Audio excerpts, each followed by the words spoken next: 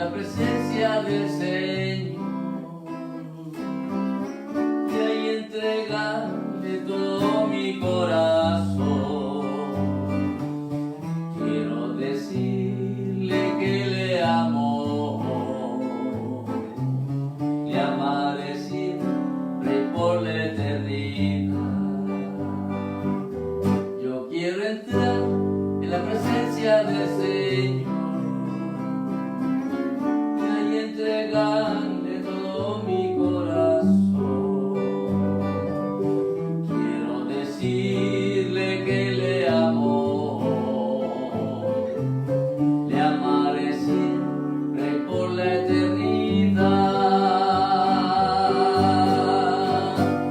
Cristo, un nombre sin igual. Siento tu preciosa paz. Cristo, yo te cantaré, tu nombre adoraré con todo mi corazón. Yo quiero entrar en la presencia del Señor y ahí entregarle todo mi corazón. Quiero decirte que te amo, te amaré siempre por la eternidad. Yo quiero entrar en la presencia del Señor y ahí entregarle todo mi corazón. Quiero decirle que le amo, le amaré siempre por la eternidad. Cristo, un nombre sin igual. Siento tu preciosa paz. Cristo, yo te cantaré, tu nombre adoraré con todo mi corazón.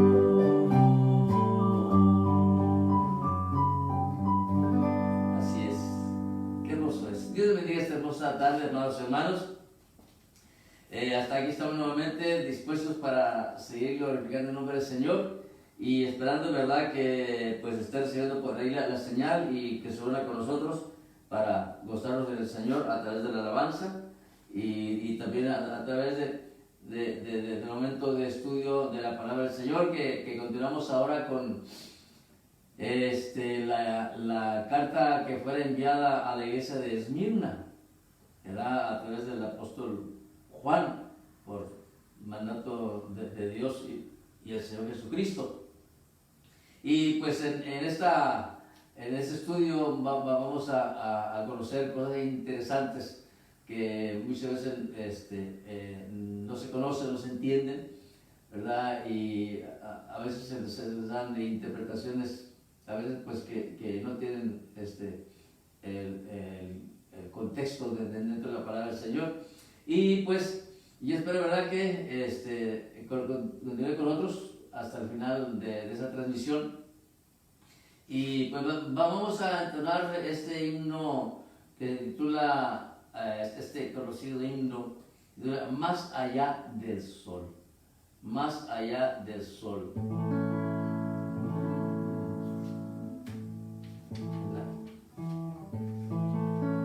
Si acaso lo saben, pues cántalo con nosotros, y si tuviera un himnario, Rayos de Esperanza, pues este es el número 1, y si es de Gloria y Triunfo, no recuerdo el número, pero ahí también está, pero lo busca en el índice, bajo Más allá del sol.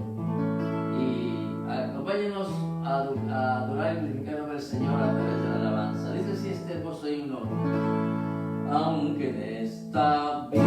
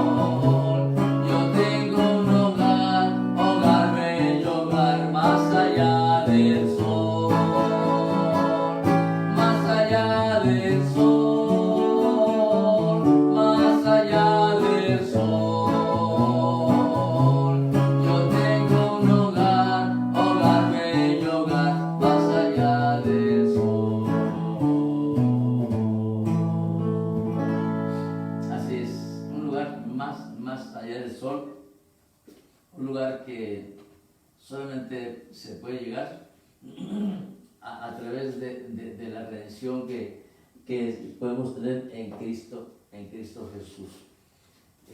Ya que la palabra del Señor así nos enseña, en el único medio, como Jesús dijo: yo soy el camino, la verdad y la vida, nadie vino al Padre si no es por mí. Bien, el siguiente himno, amados hermanos, es el himno con que pagaremos.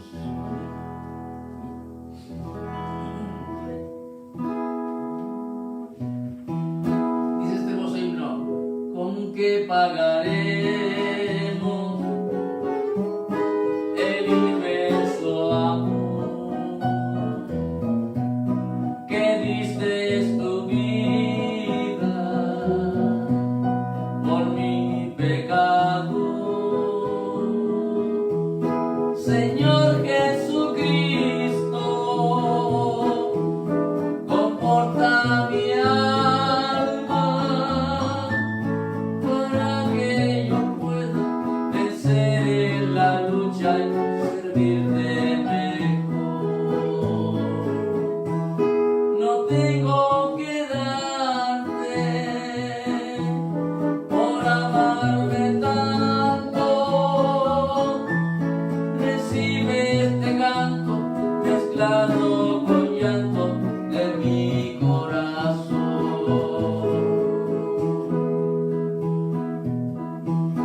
Y cuando la noche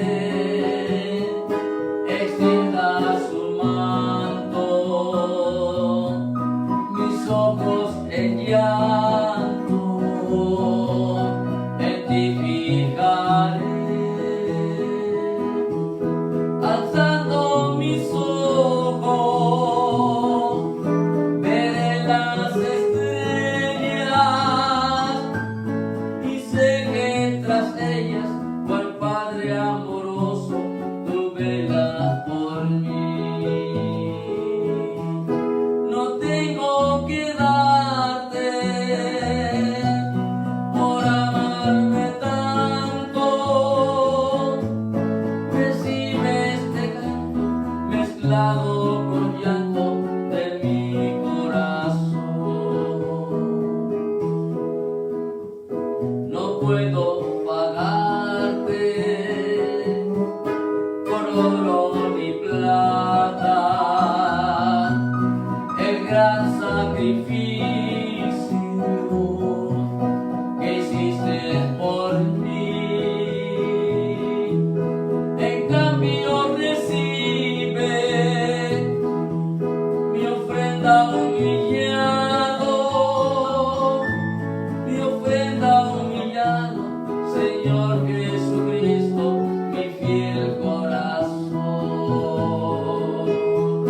No tengo que darte por amarme tanto. Recibe este canto mezclado con llanto de mi corazón.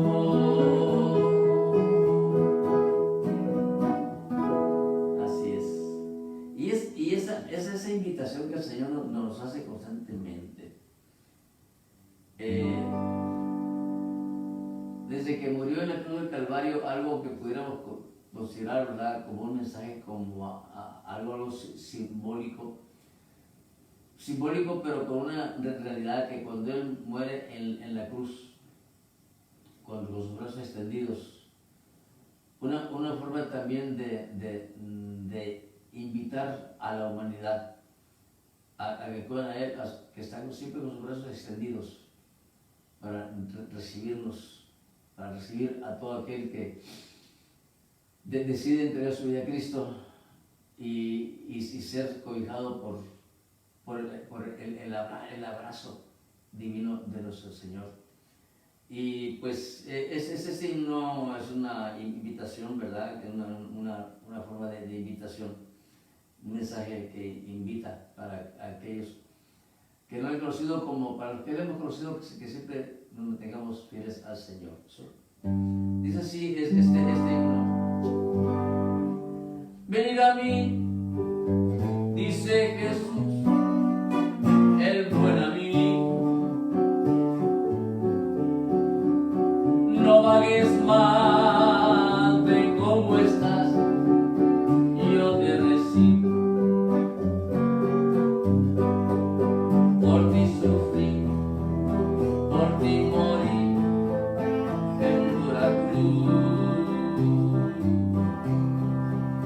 Mi corazón herido fue por darte luz.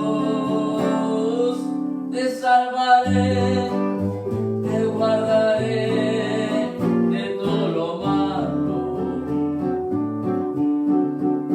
Oye mi voz y sigue en pos de mi camino. Cerca estoy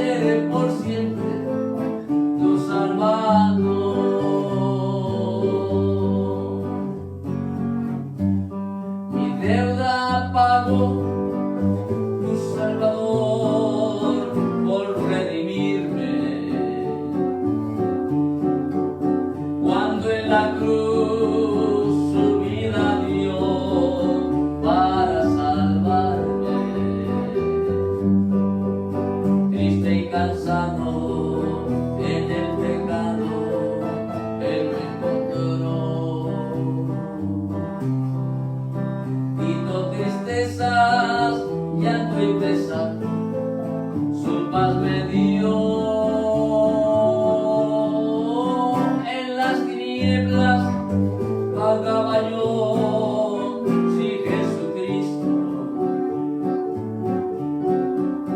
sordo a su voz, ciego a su amor, mas Él me encontró. Hoy le amo, hoy le adoro por su amor. Mi vida es de Él y hasta la muerte le seré fiel.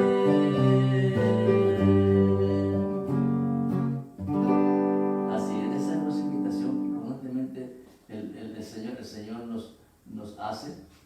Y pues obviamente, ¿verdad?, que Él espera que todos aceptemos, que toda la humanidad acepte esa invitación. Lamentablemente, ¿verdad?, pues no todos están dispuestos a hacerlo. Es el siguiente himno que titula Hay una ciudad.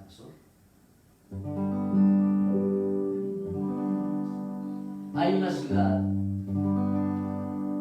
La Biblia nos habla, ¿verdad?, de una ciudad de una gloria, y a la que, como suelo decir, todo el mundo queremos ir a esa ciudad, todos, hasta el borracho, el drogadicto, el pendenciero, el malviviente, el que rechaza a Cristo aquí en la tierra también, el que rechaza a Dios también, ¿sí?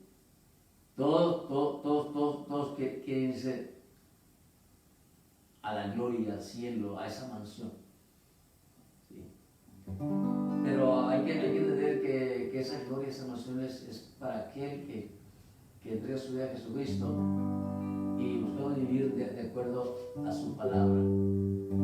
Solamente Jesucristo, así como se entiende gramaticalmente, solamente en Jesucristo.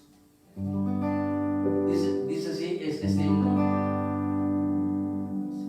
Hay una ciudad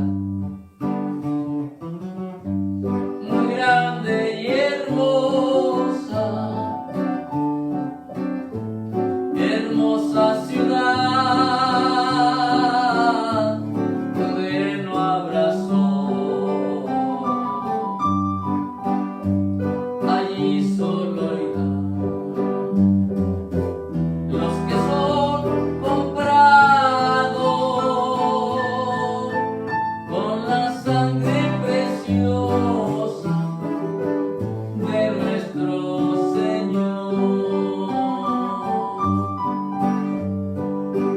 Oh, yo quiero ir a esa ciudad donde morarán los hijos de Dios. Yo quiero vivir junto con los santos. Mi anhelo es estar para siempre ahí con el Salvador.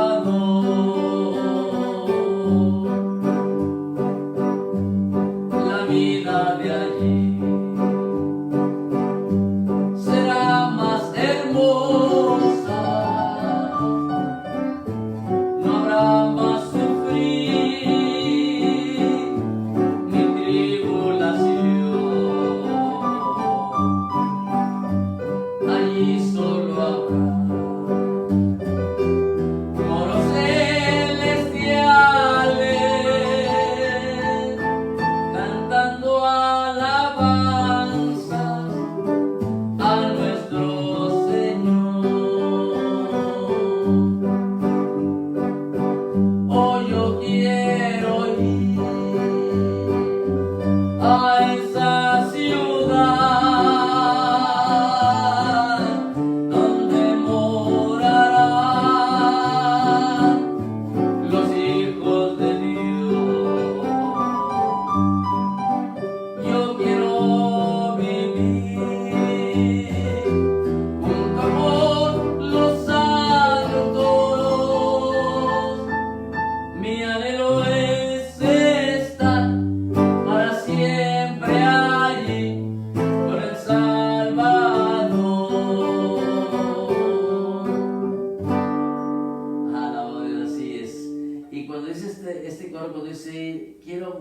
lugar donde moran los hijos de Dios. Y luego dice la siguiente línea, dice, yo quiero vivir junto con los santos. Hay que recordar que cuando la Biblia habla de los santos, no se refiere a San Judas, a nada más a San Pablo, a Santa Cecilia, de los músicos, y a todos los santos que el mundo se ha inventado también, porque el mundo se ha inventado santos que, bueno, pues que lamentablemente, ¿verdad?, de santos no tuvieron nada en sus vidas, porque santos pues son aquellos quienes entregan su vida única y exclusivamente al Señor Jesucristo. Pero su vida está dedicada y consagrada a otras cosas, ¿verdad? Pues obviamente no caben de los santos. Entonces, ¿qué es un santo? Un santo, como la Biblia enseña en el sentido estricto de la palabra, un santo es aquel que ha entregado su vida a Cristo y que busca vivir para la honra y la gloria del Señor. ¿Sí? No es alguien que hace milagros, no es alguien a quien usted le puede prender una veladora, no. Un santo es aquel que se aparta del mundo para vivir solamente para honrar a Dios. Y claro, ¿verdad? Cuando se habla de que para honrar a Dios, claro, no significa que necesariamente tiene que ser allá en una cueva, o en un convento, o en un monasterio ahí, encerrarse, o en el cuarto de su casa y nunca salir, ¿verdad? No. Un santo es aquel que, como dije ya, ha entregado su vida a Cristo, pero que al mismo tiempo está envuelto en la sociedad, pero en la sociedad, no en la suciedad. Hay que hacer diferencia. Está envuelto en la sociedad, pero no en la suciedad. O sea, en la sociedad, ¿verdad? Porque bueno, tiene un empleo, tiene compañeros, tiene amigos, tiene vecinos con los que convive, pero no participa en sus pecados, no se envuelve en sus pecados, ¿sí? No se envuelve en sus vaivenes. Entonces, es parte de la sociedad, pero no viene a formar parte de la suciedad que de ella hay. Y me refiero a la suciedad, me refiero a las prácticas pecaminosas, a los hábitos de pecado, a la maldad, a la malicia. No, se mantiene al margen de las malas costumbres, de las malas prácticas, de los malos hábitos de la sociedad, ya sea a través de amigos, ya sea a través de parientes, ya sea a través de los vecinos, ¿sí? Los compañeros de trabajo. ¿Por qué? Porque muchas veces, ¿verdad?, como suele suceder, sucede constantemente, cuando se llega el viernes, ¿verdad?, cuando van a recibir su pago, pues están haciendo planes, ¿verdad?, para de irse a la cantina, o irse a algún baile, o irse a jugar en apuestas, el dinero que la persona ha ganado de la semana para sostener a su familia, van y se la dejan al cantinero, se la dejan al que vende drogas, o ellos lo pierden en jugadas, y todo ese estilo de vida, hermanos, en las que pues se deshonra a Dios primeramente, y se deshonra a la familia, a la esposa, a los hijos, se les abandona, o al esposo, porque obviamente que no solamente es el caso de los hombres, ¿verdad? Porque muchas veces se piensa que nomás los hombres son los que hacen todas esas cosas. No, también las mujeres, y en gran porcentaje. Y está hablando de las mujeres que no temen a Dios, de las mujeres que no temen a Dios. Entonces, hay que ser santos en el correcto sentido de la palabra. O sea, apartados de toda maldad. Muy bien, entramos ahora, amados hermanos, acá, y pues antes de entrar acá, vamos a tener una palabra de oración. Regularmente siempre lo tenemos, ¿verdad?, al inicio, y al inicio de la alabanza, ¿verdad? Pero ahora quise dejarlo para este momento en el que, como siempre, aunque incluimos también la oración para que el Señor nos ayude en el estudio, pero vamos a orar para que el Señor, rogarle que sea con nosotros, que siga con nosotros. Vamos a orar. Padre nuestro de los cielos, en esta hora, damos gracias, Padre, porque eres bueno. Gracias, nuestro Dios, por tu bondad y misericordia. Gracias, Padre eterno, porque, Señor, tú siempre, Señor celestial, estás al tanto para bendecirnos. Y el hecho de estar aquí en este día, Padre, ver la luz, escuchar el sonido, Padre eterno, que están a nuestros alrededores. Gracias, nuestro Dios, es una gran bendición. Gracias, Padre eterno, estamos seguros, nuestro Dios, Señor, así esperamos que te has gozado, mi Dios, con esto que te hemos brindado, Señor, Padre eterno, a través de la alabanza.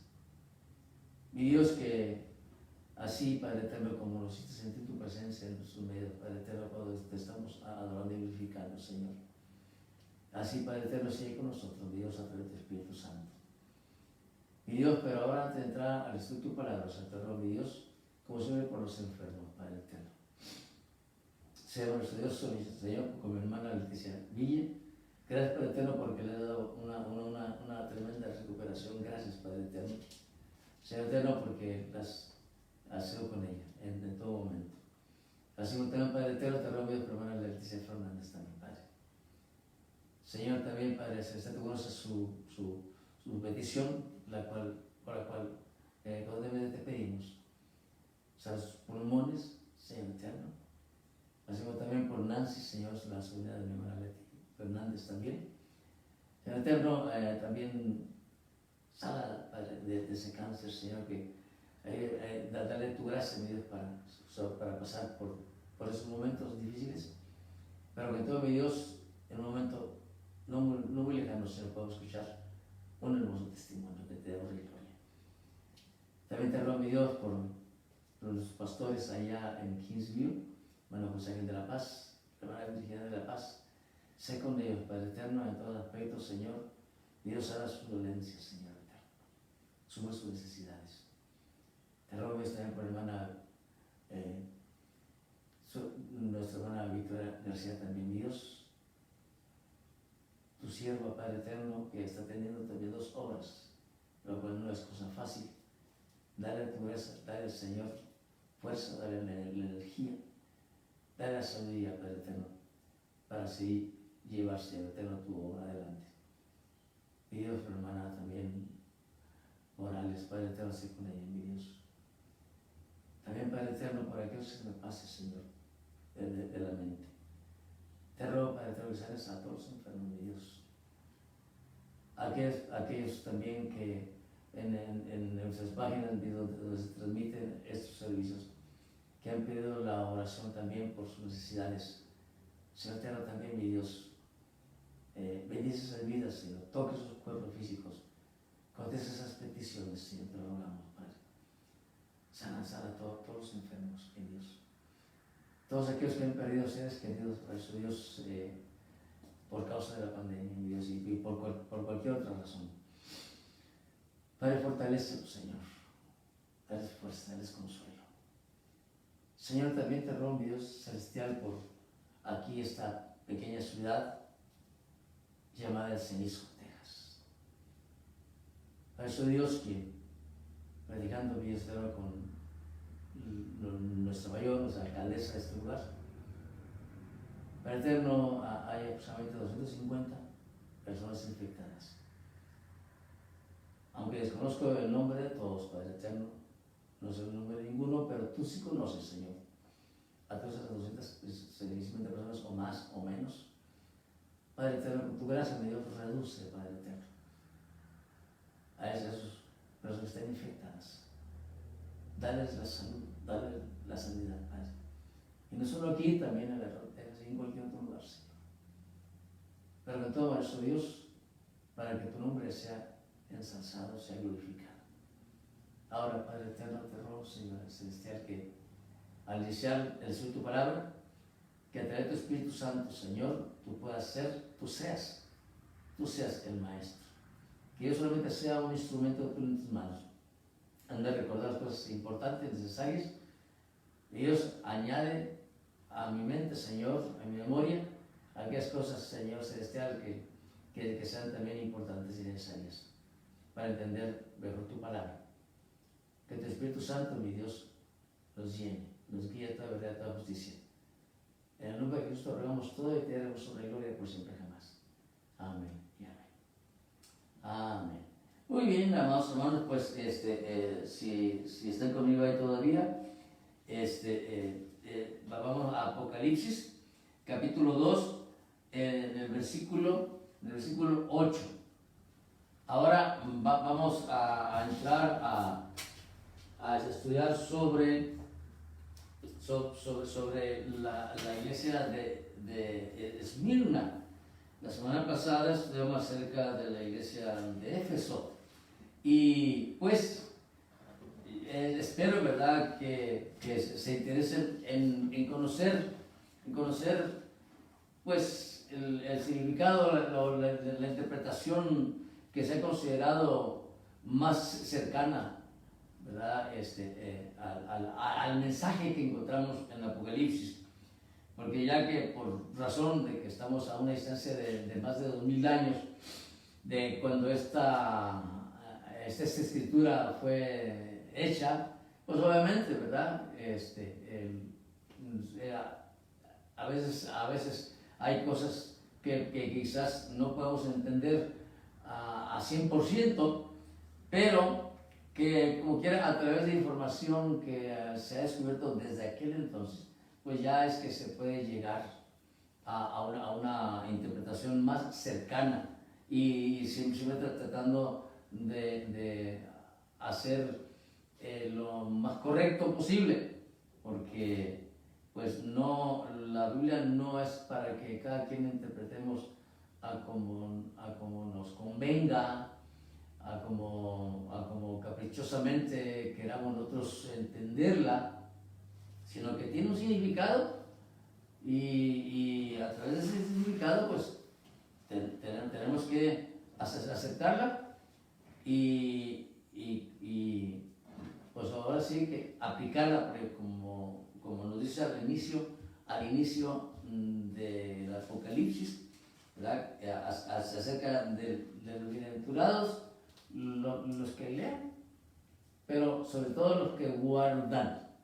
Entonces, no solamente consiste nomás en leer, en entender, en comprender, ¿sí?, sino en guardar. Esto es, en hacer la voluntad del Señor, en aplicarla, en vivirla.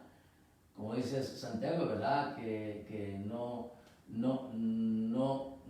basta el ser oidores.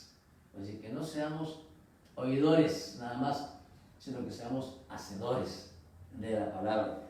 Y bueno, ahora pasamos entonces a la segunda iglesia, en el orden que tenemos aquí, a la iglesia de Esmirna. La iglesia de Esmirna, amados hermanos, que entre las características que se encuentran en este escrito, en esos 4 versículos a la iglesia de Esmirna, y por la manera en que el Señor habla a estos creyentes, entonces se ha encontrado que las características es la humildad. La humildad. Así que esta iglesia es considerada humilde. La de Éfeso es considerada una iglesia deseable, es decir, lo que una iglesia necesita entender es ser deseable, y que por eso podemos decir, ¿verdad?, atractiva, y en el sentido en el sentido del evangelismo, en el sentido evangelístico, ¿sí? Que la gente al ser invitada, al buscarlos, que tengan ese deseo de venir, de unirse. Entonces la iglesia de Esmirna, entonces, como dije, la característica es la humildad. Y así cada iglesia tiene una característica diferente. Pero como he dicho en los estudios anteriores, aunque algunos piensan que cada una de las iglesias representa una etapa a través de los años, en cierta forma se podría espiritualizar alguna enseñanza, alguna aplicación, pero la palabra del Señor no siempre necesariamente se tiene que espiritualizar, porque cuando hacemos interpretaciones solamente espiritualizando, entonces se corre el riesgo de salirse del contexto y de llegar a la interpretación o al significado correcto de cada versículo, de cada palabra, ¿sí? Porque el espiritualizar, pues entonces, como dije, se pierde el interés del contexto. Y una cosa que hay que entender es que hay que ser bíblicos. Hay que ser bíblicos en la interpretación de la palabra del Señor. ¿Sí? Hay que ser bíblicos en la interpretación. Ahora, espiritualizar, ¿cómo pudiéramos entender que alguien diga, bueno, ¿a qué se refiere espiritualizar? Miren, déjenme poner un ejemplo muy sencillo. El Señor, cuando sacó al pueblo de Egipto y lo llevó a la tierra de Canaán, le dio una promesa, ¿verdad? Que cuando llegaran allá, cuando pisaran allá, que la tierra que pisaran, ¿verdad? Él se las iba a dar, se las daría. Entonces, esa promesa de que todo lo que pisare la planta de vuestro pie será vuestro, es una promesa ¿para quién? ¿Para todo el mundo, para todos los creyentes en todo el mundo y en todas las épocas? No. Es una promesa que el Señor le hizo al pueblo de Israel, única y exclusivamente nada más a ellos, haciendo referencia a cuando llegaron a la tierra prometida. Pero en la actualidad muchos suelen espiritualizar esa promesa que se le dio exclusivamente a Israel, exclusivamente, a nadie más, ni a usted ni a mí, aún ni a los israelitas actuales, ni aún a ellos actuales, porque ni siquiera ellos fueron los que peregrinaron por el desierto. Se les dio a ellos, a los que en aquel entonces estaban vivos. La promesa fue para ellos, porque ni siquiera para los judíos actuales, los reitero, de que cuando entraran a la tierra prometida se las daría, como se las dio. Entonces, en la actualidad solemos escuchar muchas veces que hay personas que dicen, bueno, a mí me gusta ese terreno, me gusta ese terreno y yo lo voy a reclamar porque es promesa de Dios. Que lo que yo reclame, que lo que yo pise, donde yo ponga mi pie, me lo va a dar. No. El Señor no te dijo que todo terreno que se te antojara, o se me antojara a mí, ¿verdad? Y que yo ponga mi pie ahí o que lo reclame, ya se me lo va a dar porque me lo prometió. El Señor a mí no me ha prometido nada. Ni a usted. Ni que yo ponga el pie porque el Señor prometió que me lo iba a dar y porque yo ponga mi pie ahí y lo reclamo me lo va a dar. Que es promesa del Señor, el Señor no prometió nada para usted ni para mí. Esa promesa se la hizo el Señor a los israelitas en aquella ocasión, nada más, y ahí quedó.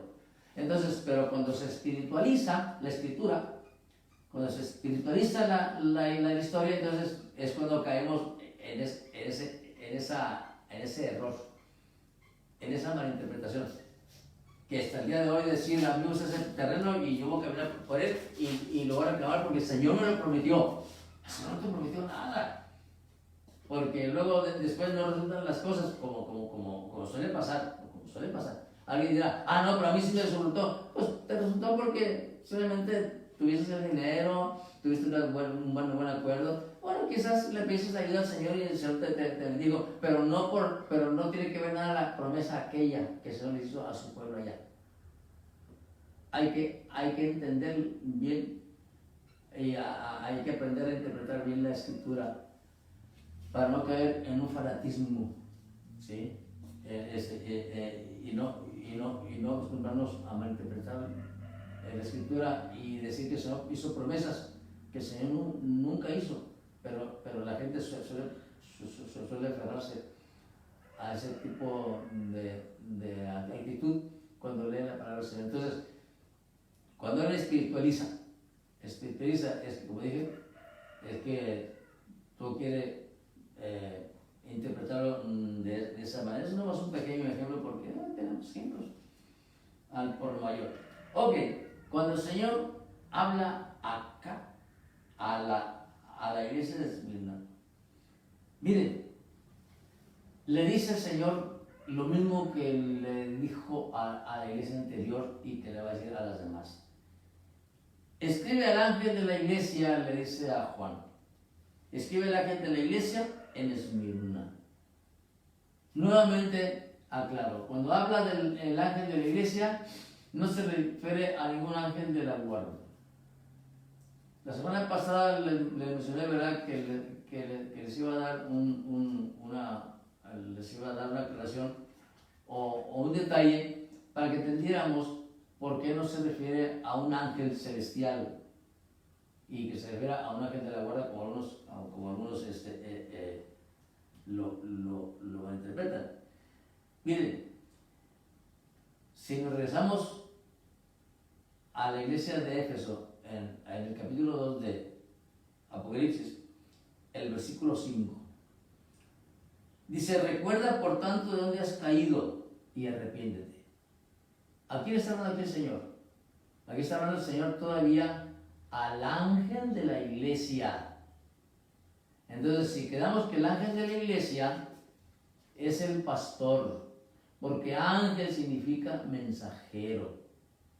Y aquí nos está hablando, el Señor nos está hablando a un ángel de la guarda que correspondía a aquella iglesia, y que para Esmirna también había otro ángel para esa iglesia, y que para las demás iglesias había otro ángel celestial cuidando de esa iglesia. No. Aquí cuando dice habla al ángel, dice habla al mensajero, lo que está diciendo, habla al mensajero, porque ángel significa mensajero. Hay que reiterar esto para que se quede bien grabado. Por lo tanto, es como decir, habla al pastor de la iglesia de Éfeso. Entonces, ahora, cuando dice aquí, versículo 5, recuerda por tanto de dónde has caído y arrepiéntete. Si fuera un ángel divino, un ángel celestial, entonces, ¿habría caído entonces en pecado un ángel celestial?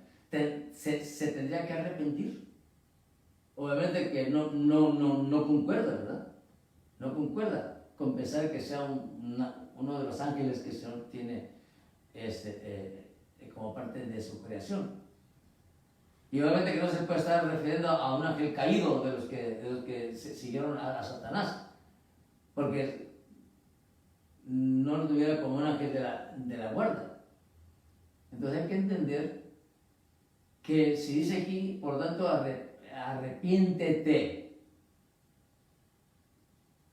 Si se le está dando esa exhortación, entonces no está dando, reitero, de un ángel celestial. Por lo tanto, se sobreentiende que está hablando del pastor, que es el ángel, que es el mensajero. ¿Sí? Entonces, como siempre les digo, la Biblia, la Escritura misma se explica a sí mismo, se interpreta a sí mismo. Solamente que aprendamos a ver el contexto. Entonces, regresando con Esmirna, le dice lo mismo. Escribe al ángel de la iglesia, le dice a Juan, escribe al ángel de la iglesia en Esmirna, una de las 7 iglesias, como les expliqué esa cosa con el mapa, que estaban en Asia Menor. Dice, el primero y el postrero, el Señor se presenta. El primero y el postrero, el que estuvo muerto y vivió, dice esto. Esa es la presentación, es la firma del que está mandando esta carta. Y le dice, yo conozco tus obras, nuevamente. Recuerde que en cada carta el Señor les hace saber, diciéndole, yo conozco. A la iglesia de Éfeso le dijo lo mismo, y a las demás le dice luego también. Les da a entender, ¿verdad?, acerca de la omnisciencia del Señor, porque el Señor todo lo sabe. Dice, yo conozco tus obras y tu tribulación y tu pobreza. Yo conozco tus obras, tu tribulación y tu pobreza. Dice, pero tú eres rico. Ahora, cuando habla de pobreza, ¿por qué le dice, y conozco tu tribulación y tu pobreza, pero tú eres rico? Porque miren, amados hermanos, una de las cosas que estaban pasando los creyentes en la iglesia de Esmirna era que precisamente por causa del Evangelio, la sociedad no quería tampoco tener ninguna relación ni de negocios con los creyentes, y al contrario, cuando se dan cuenta que eran cristianos, solían despedirlos por causa de Cristo. Como también sucedía en el pasado, también aquí en Estados Unidos, en México y en la mayoría de los países. ¿Sí? También aquí en Estados Unidos, hace años, por ser cristiano, cualquier patrón se le antojaba y lo corría al saber que era cristiano. Al saber que era cristiano, lo corría. Por eso es que tuvieron que aplicar leyes contra la discriminación por causa de la fe, por causa de creencias o por causa de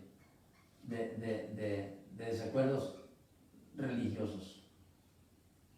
Por eso es de que ahora, si alguien es despedido de su trabajo por ser cristiano, ya sabe que corre el riesgo el patrón de sufrir una demanda y va a perder mucho más, ¿sí?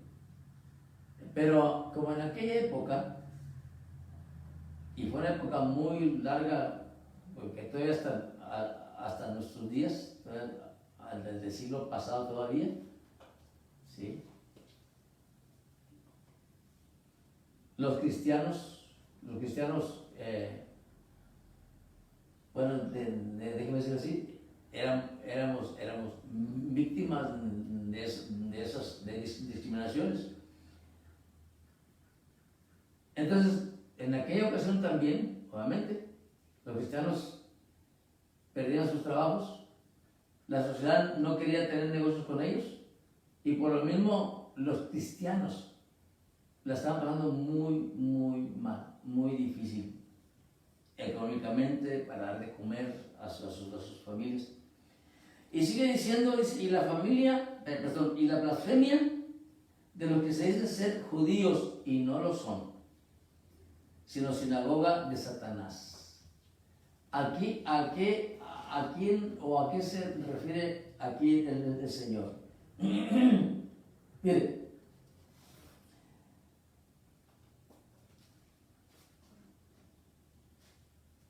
aparte de todos los problemas que estaban surgiendo en esos días, aparte se levanta un grupo, bueno, por decirse que se levanta un grupo, ¿verdad? Pero de judíos que obviamente, ¿verdad? Ellos, por ser parte de la sinagoga, pretendían tener la verdad, pretendían ser el verdadero pueblo de Dios. Pero ellos no se conformaban, ¿verdad? Pues con seguir sus rituales, sus ceremonias, sus reuniones, sino que ellos se dedicaban también a atacar a los creyentes, a atacar al pueblo de Dios, a pelear en contra de ellos, diciendo nosotros somos el pueblo de Dios, nosotros somos judíos. Cristo, por causa de la actitud de esas personas, Cristo los consideraba una blasfemia. Dice, y la blasfemia de los que se dicen, no dice de los que son. Cristo dice de los que se dicen ser judíos. Porque decirse que son, hacer a los ojos del Señor es otra cosa. Porque puede ser que fueran de raza judía, pero aún saben que aún entre las sinagogas de los judíos había también gentiles. Había también gentiles que los judíos se ganaban para su fe. Por eso de que si ustedes recuerdan en las palabras del Señor Jesucristo cuando combatiendo contra los judíos, dice, ustedes buscan ser prosélitos en todo el mundo. ¿Qué es un prosélito? Obviamente que no estaba refiriendo a ir a ganarse judíos para ustedes, porque si eran judíos, entonces no tenían para qué ganarlos si ya eran judíos. Pero cuando habla de prosélitos se refiere a otras razas, es decir, digamos, en gentiles, porque ya sabes que gentiles se refiere a cualquier otra raza que no sea judía, o que no sea israelita. Cualquier raza de cualquier nacionalidad, bíblicamente hablando, son los gentiles.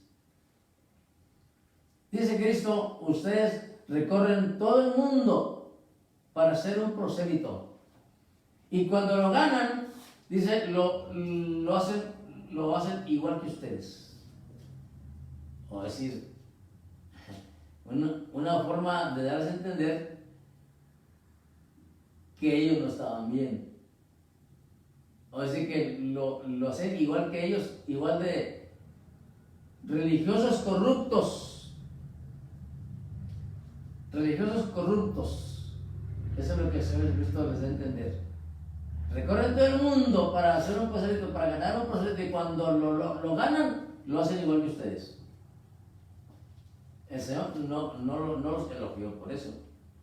Al contrario, con esa forma de decirles, les dio entender que lo que hacen es que lo echan a perder. Y quizás también se puede entender que le hace perder la posibilidad de conocer la verdad.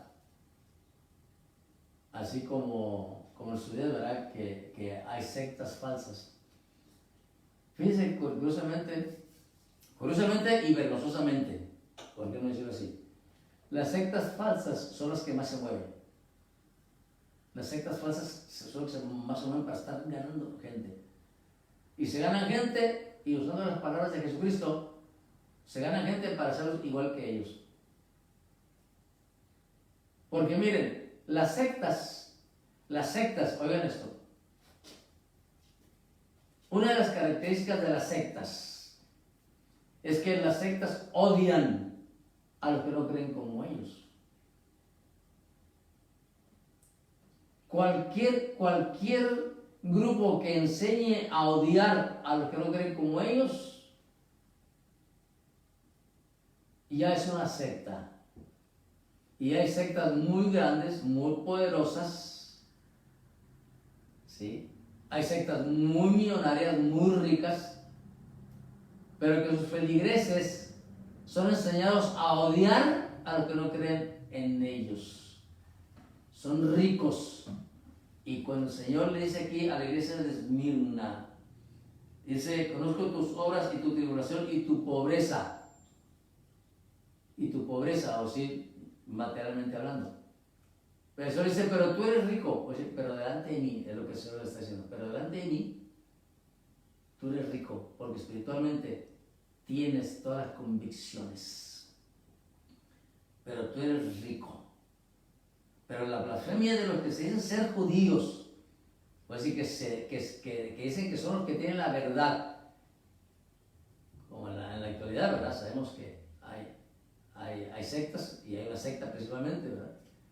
La secta mayor, que pretende tener todo el derecho y toda la autoridad, porque ellos se le dieron solos, no porque Dios se le haya dado, no porque Dios se le haya dado. Pero el Señor, ¿verdad?, se refiere a todos aquellos que son una secta. Porque, como dije, todos aquellos que, entre otras cosas, pero enseñan a odiar a los que no creen como ellos, ya se convierten automáticamente en una secta. Y las sectas no son aprobadas por Dios. Y por lo mismo las sectas malinterpretan la Biblia y sacan porciones nada más que les convenga nada más, pero no se van con la interpretación correcta, porque no les conviene. Pero Jesús, a través de esta carta, dice, se dicen ser judíos. Dice, pero no lo son. No son sino sinagogas de Satanás. O decir que todo aquel grupo llamado religioso que pretende seguir el camino del Señor, pero que enseñan a odiar al prójimo por sus creencias, por su color, por su posición social, por lo que sea. Entonces se convierte automáticamente en una secta. Y una secta, reitero, no tiene la aprobación de Dios. Y entonces el Señor le dice a la iglesia de Esmirna, a la iglesia que era una iglesia humilde, sus características de humildad. No temas en nada, le dice, lo que vas a padecer. En otra palabra, el Señor le está advirtiendo, previniendo que vienen otros padecimientos, que vienen otras luchas, otras pruebas. O si más todavía son los que estaban pasando. Pobreza, desempleo, rechazo de la sociedad y que nadie quería hacer negocio con ellos y por lo mismo estaban pasando dificultades económicas. Y todavía vienen otras cosas, pues sí, el Señor les da a entender eso. Ahora, el Señor dice, no temas en nada lo que vas a padecer. No le dijo lo que estás padeciendo, sino lo que lo que todavía viene. Y les dice, miren lo que dice, he aquí el diablo echará a algunos de ustedes en la cárcel para que seáis probados y tendréis tribulación por 10 días. He aquí el diablo le echará a algunos de vosotros a la cárcel, dice, y tendréis tribulación y seréis probados por 10 días. Algo, ¿verdad?, que no todos entienden, pocos entienden estas advertencias. Pero miren, las circunstancias en la iglesia de Esmirna, Esmirna era considerada entre los creyentes primitivos como la puerta de los mártires. La puerta de los mártires, porque era conocida en aquel tiempo como una ciudad que perseguía, no solamente desempleaba, no solamente marginaban a los cristianos, no, los perseguían.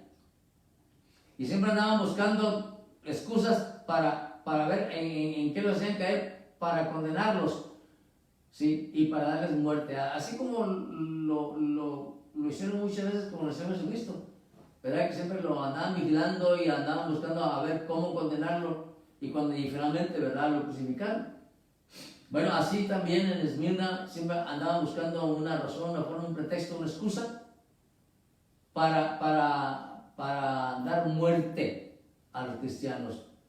Por eso esta ciudad se le conocía como la puerta de los mártires. En otras palabras, el que se iba, que se va a vivir ahí, lo hacía a conciencia y con muchos riesgos. Ahora, aquí, miren, aquí en esta, cuenta la historia que en esta iglesia, perdón, en esta ciudad, un pastor llamado Policarpio fue ejecutado, fue quemado. ¿Por qué? Y esto fue en el año 155 después de Cristo, o decir, en el segundo siglo después de Cristo. En el 155 después de Cristo fue quemado. ¿Por qué? Por negarse a maldecir a Jesucristo. Porque cuando lo apresaron le dijeron, si quieres salvar tu vida, maldice a Jesucristo. Y este hombre llamado Policarpio dice, le he servido por 86 años a mi Señor Jesucristo y no me ha hecho más que puro bien. No me ha hecho más que puro bien. ¿Cómo es que voy a maldecir a mi Salvador, que solamente me ha hecho puro bien? Y se negó a maldecir a Jesucristo y fue quemado en una enorme hoguera. Esa historia no es un cuento, no es una fábula, es historia, amados hermanos. En la actualidad, ese lugar, esa ciudad, en la actualidad se llama Izmir y está controlada por la religión islámica. ¿Sí? Ahora, miren, a esta iglesia de Esmirna, si se fijan, a las demás iglesias, sin incluir la iglesia de Filadelfia, pero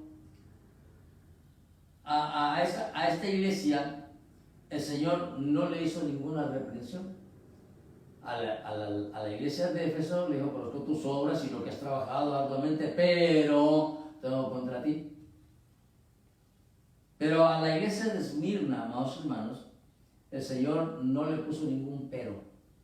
Si usted lee esos cuantos versículos, no le puso ningún pero, no le hizo ninguna reprensión.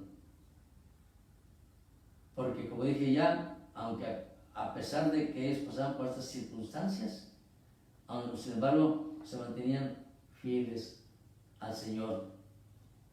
Ahora, cuando llegamos aquí, que serían encarcelados, por decir así, dice, el diablo echará a alguno de vosotros en la cárcel para que seáis probados y tendréis tribulación por 10 días. Cuando dice que Satanás echará a algunos de vosotros en la cárcel, está hablando de la persecución. Obviamente que va a continuar. El Señor no nos dijo, miren, confíen en mí y declaren y decreten y reclamen que se va a terminar esto en 3 días, o que hoy se termina y se declara. El Señor no nos dijo eso. Declaren y decreten y reclamen, como en sus días, ¿verdad? Que se quieren manipular las decisiones de Dios. Nomás reclama, nomás demanda, nomás declara, ¿sí? Exige.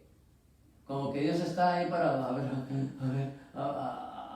ver qué es lo que me va a ordenar hacer este evangelista o este evangelista o este pretendido misionero o este pretendido apóstol o este creyente, ¿verdad? Que le están enseñando a que haga reclamos y que me reclame a mí, porque yo tengo que obedecer a lo que ellos me digan, a lo que ellos hagan y digan. Qué idea más equivocada. Se ha levantado en nuestros días con eso de las exigencias y los reclamos.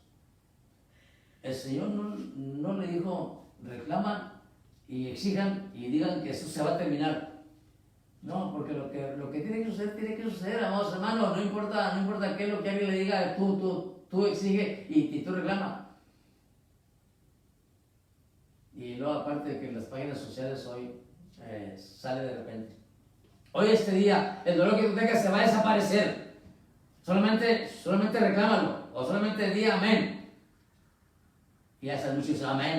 Esto no es enorme de aménes.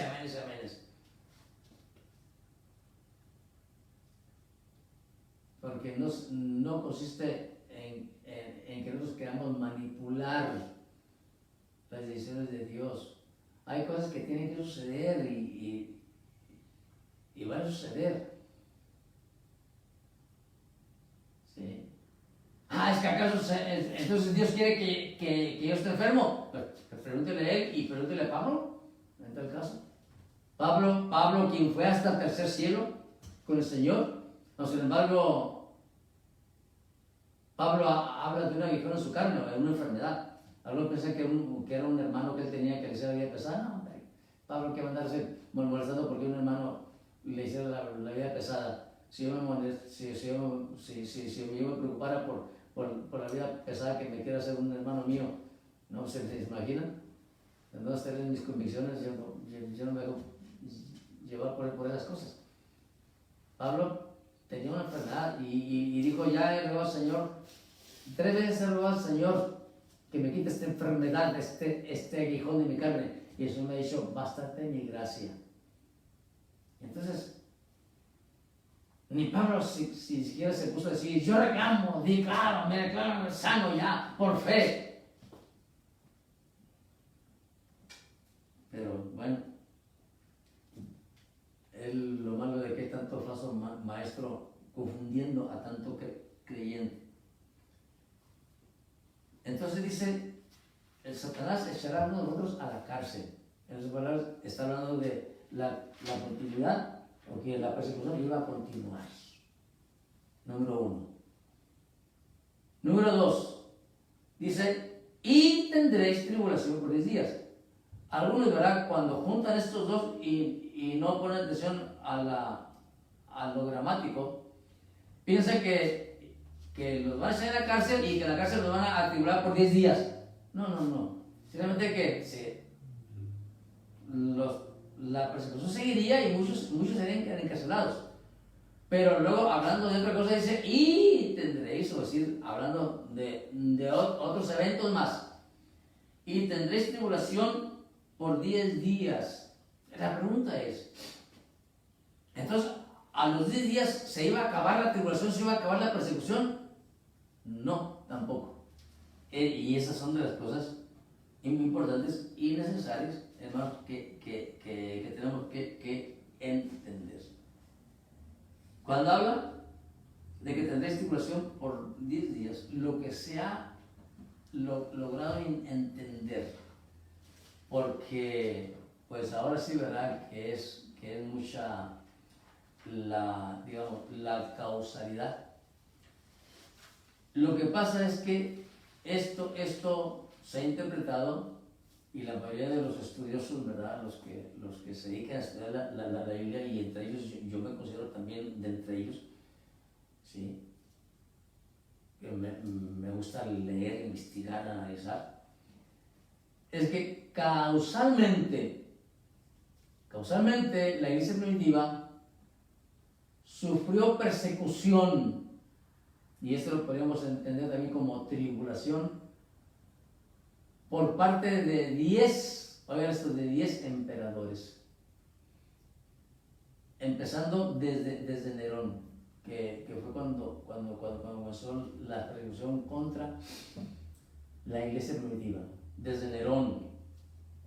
Luego de Nerón le siguió Domiciano.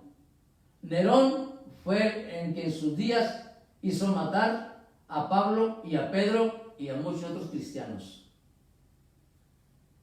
Y luego cuando muere él, luego más adelante, ¿verdad? Se levantó otro, Domiciano, porque miren, hay que también recordar que que hubo más de 10 emperadores, pero no todos perseguían a los cristianos. Tranquilos, se los dejaban vivir su fe. Pero de pronto, ¿verdad? Se levantaba otro que los perseguía. Y ya se levantaba otro, ¿verdad? Que los dejaba vivir su fe. Pero se levantaba otro y los perseguía. Así, de esa manera, hubo 10 emperadores, entre los muchos que hubo más. Hubo 10 emperadores que persiguieron a la iglesia y los mataban de diferentes maneras, los torturaban, los martirizaban. Y comienzo con la lista. El primero fue Nerón. Nerón.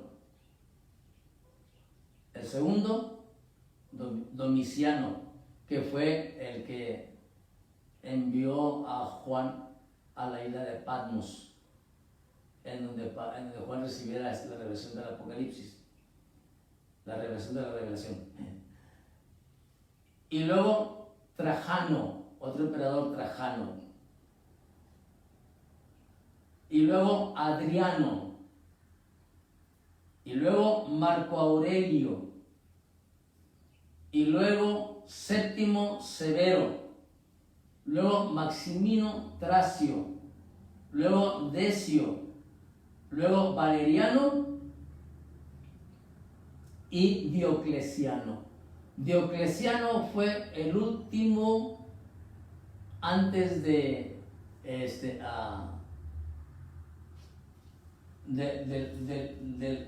emperador, se me quiere escapar el nombre, del emperador que dio libertad a los cristianos, Constantino. El emperador Constantino, que en el 315, 317 aproximadamente, un año más, un año menos, Constantino, quien casualmente tenía, ¿verdad?, su palacio en Constantinopla, fue el que paró la persecución contra los cristianos en el 317, vamos a poner esa fecha.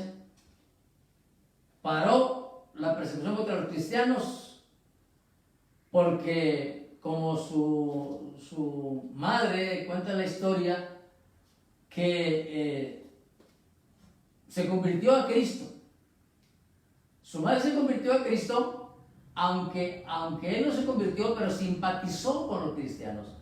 Y por esa simpatía, por causa de que su mamá ahora era cristiana, entonces él decide parar la persecución contra los cristianos.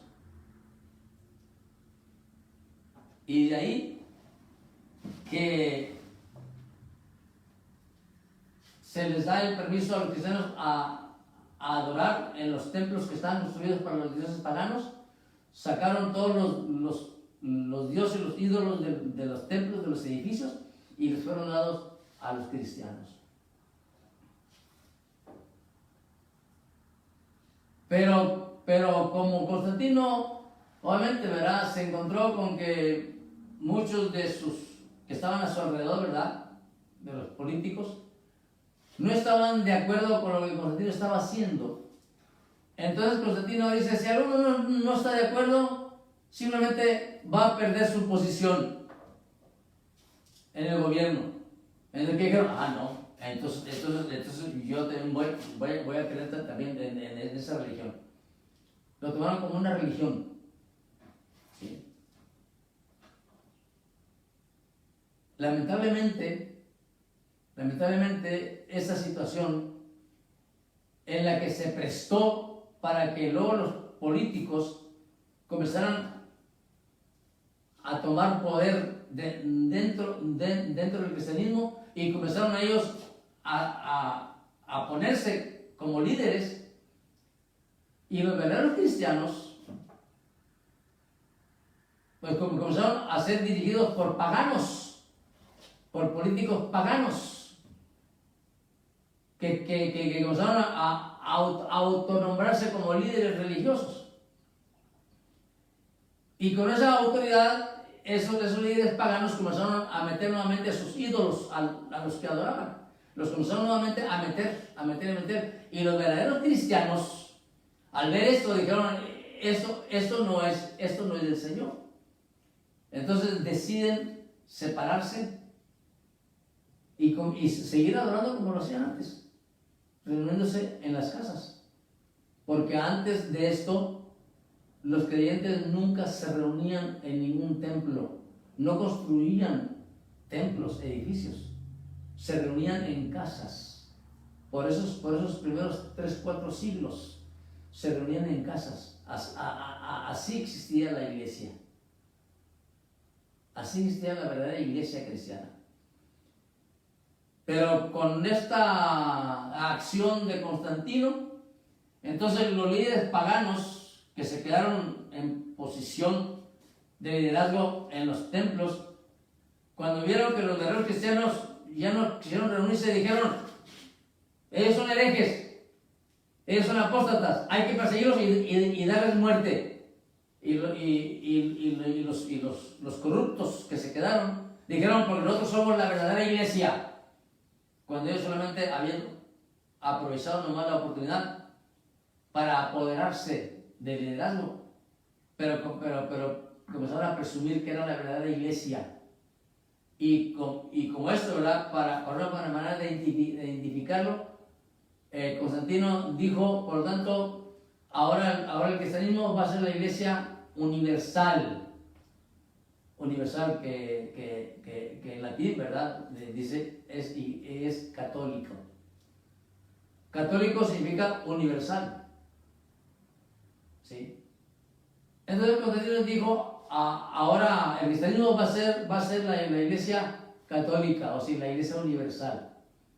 Pero cuando los verdaderos cristianos tienen que salir por causa de toda la idolatría que los paganos, que los corruptos líderes comenzaron a meter, porque como no eran cristianos, ellos seguían siendo idólatras, ellos no tienen Cristo en su corazón, pero pretendieron ser los verdaderos cristianos. Dijeron: no somos la verdadera iglesia.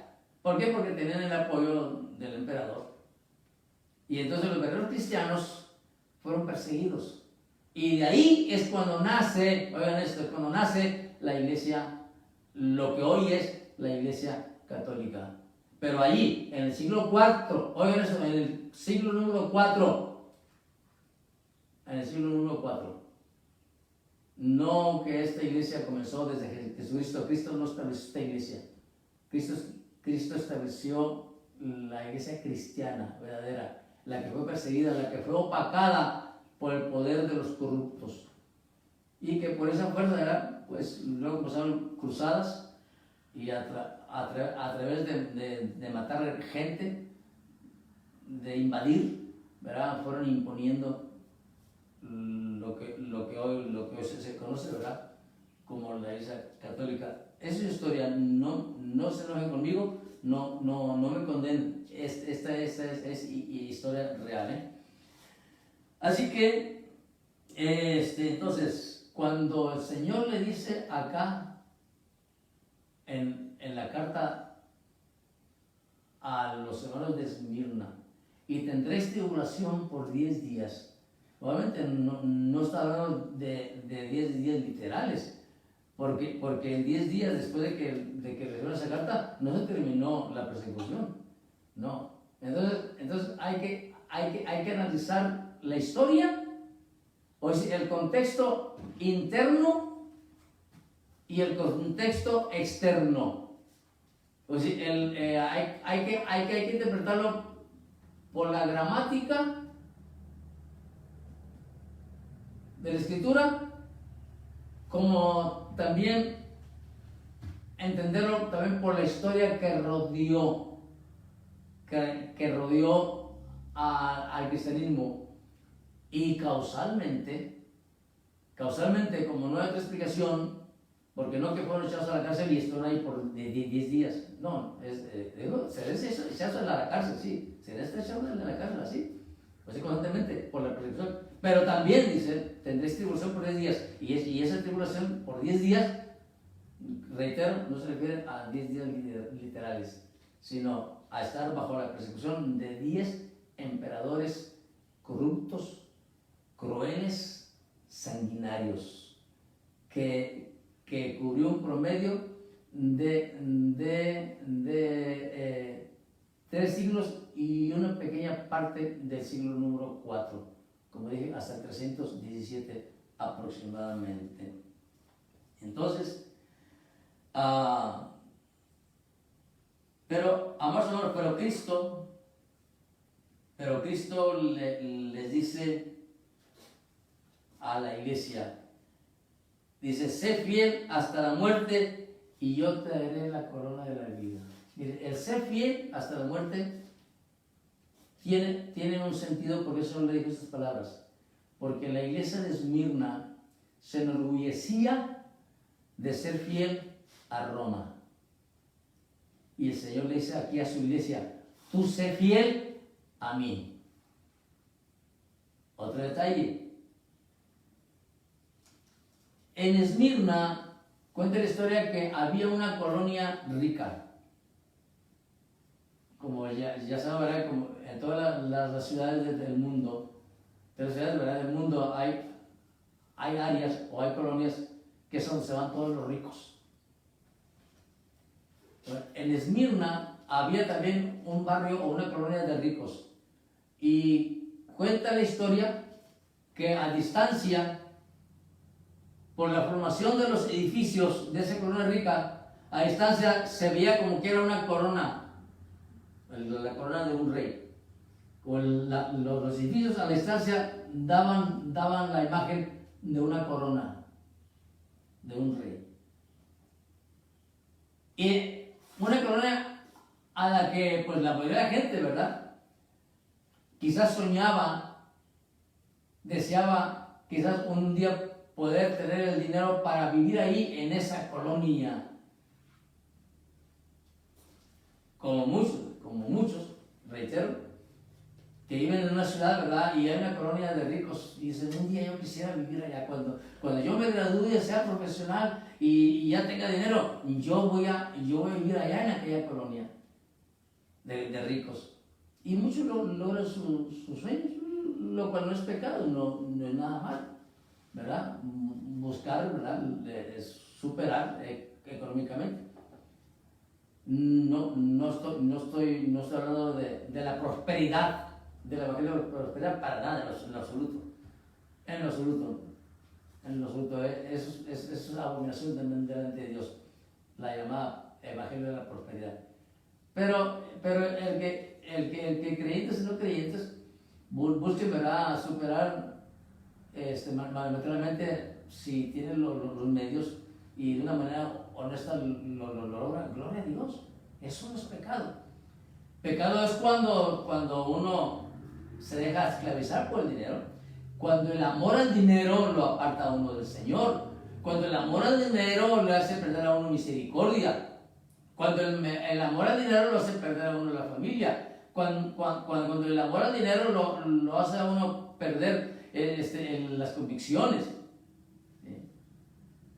Pero el que se busque tener dinero para vivir y sostener bien a la familia, no hay ningún pecado, siempre y cuando todo se haga, como dice Pablo, dentro del Señor.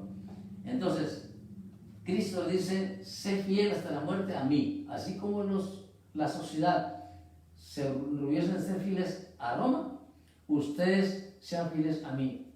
Así como la sociedad desea tener la corona de ese barrio, vivir en ese barrio que simboliza una corona, ustedes sean fieles a mí y yo les daré la corona de la vida.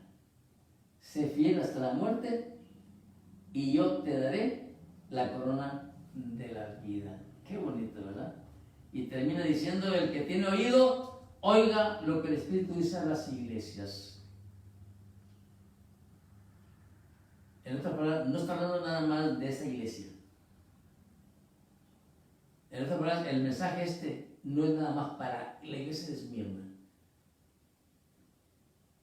Así como las demás cartas también, como la de Éfeso, dice, el que tiene oído, oiga lo que el Espíritu dice a las iglesias. En otras palabras, el mensaje que se le fue enviado a Éfeso es para Esmirna y las demás. El mensaje que se le manda a Esmirna es para Éfeso, Esmirna y las demás. Y así las demás, todo el mensaje de cada una es para todos y cada uno. Por lo tanto, Esto no es solamente para cubrir nada más una época, sino es cada característica de cada una de las iglesias aplica a todos los creyentes de todas las épocas. De todas las épocas. Entonces, por tanto dice el Señor, el que tiene oído, oiga lo que el Espíritu dice a las iglesias. El que venciere no sufrirá daño de la segunda muerte. En otras palabras, resucitará para vida eterna. Porque la segunda muerte es cuando el que no aceptó a Cristo como Salvador aquí en la tierra, el que no vive por su voluntad, un día al resucitar va a ser enviado al lago de fuego. Aunque aquí en las sectas, los religiosos sectarios, todos envían a sus feligreses al cielo, aunque no sé, como dije, sinvergüenzas, pecadores, drogadictos, borrachos, maldicientes, idólatras. Pero la realidad es que cuando se llegue el momento, todos los que no vinieron conforme la palabra del Señor van a subir la segunda muerte, esto es el lago de fuego. Dios me le bendiga, amados hermanos. La próxima semana, si Dios lo permite, estaremos hablando sobre la iglesia que estaba en Pérgamo. Y las características de la iglesia de Pérgamo era el paganismo. Entonces, vivamos de tal manera que agrademos a Dios, reflejemos su imagen con nuestras vidas. Si después de tanto nos redarguye porque necesita corregirnos, seamos sensibles a su voz. Cuidémonos en todos aspectos, higiénicamente, cuidemos a los demás y a nosotros mismos.